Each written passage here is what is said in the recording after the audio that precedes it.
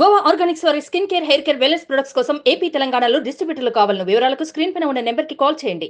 ఏపీలో ఎన్నికలు ముగిసినా కొన్ని ప్రాంతాల్లో గొడవలు సద్దుమణగకపోవడంతో టీడీపీ అధినేత చంద్రబాబు రంగంలోకి దిగారు. టీడీపీ కార్యకర్తలు వారి ఆస్తులపై వరుస దాడులు, విధ్వంసాలపై తక్షణం చర్యలు తీసుకోవాలని చంద్రబాబు డిమాండ్ చేశారు. మాచర్ల, చంద్రగిరి, తాడిపత్రి ఘటనలపై డీజీపీతో ఆయన మాట్లాడారు. పోలింగ్ తర్వాత ప్రణాళికాబద్ధంగా మాచర్లలో వైసీపీ ఎమ్మెల్యే పిన్నెల్లి రామకృష్ణారెడ్డి దాడులకు పాల్పడుతున్నారని ఫిర్యాదు చేశారు. మాచర్లలో వందల మంది ప్రైవేట్ సైన్యంతో జరుపుతున్న దాడులను అరికట్టడానికి అదనపు బలగాలను పంపాలని కోరారు. అన్ని గ్రామాల్లో పోలీస్ పికెట్లు ఏర్పాటు చేయాలని, దాడులకు పాల్పడుతున్న వారిని అరెస్టు చేయాలని విజ్ఞప్తి చేశారు. అనేక జిల్లాల్లో పోలింగ్ అనంతరం జరుగుతున్న దాడులను ప్రస్తావించి శాంతి భద్రతల పరిరక్షణకు తక్షణం చర్యలు తీసుకోవాలని చంద్రబాబు డిమాండ్ చేశారు.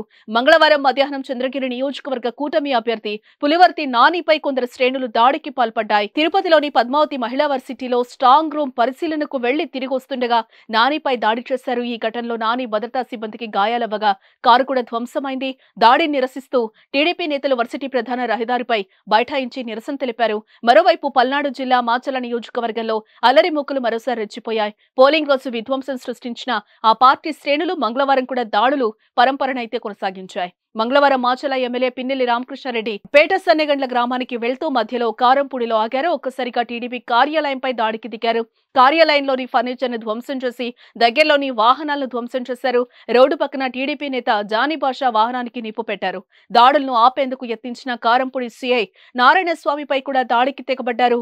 పోలింగ్ అనంతరం జరుగుతున్న దాడులను ప్రస్తావిస్తూ లా అండ్ ఆర్డర్ పరిరక్షణకు తక్షణ చర్యలు తీసుకోవాలని డీజీపీని చంద్రబాబు కోరారు. సుమన్ టీవీలో మీ పర్సనల్ అండ్ బిజినెస్ ప్రమోషన్స్ కోసం కింది నెంబర్కి కాంటాక్ట్ చేయండి.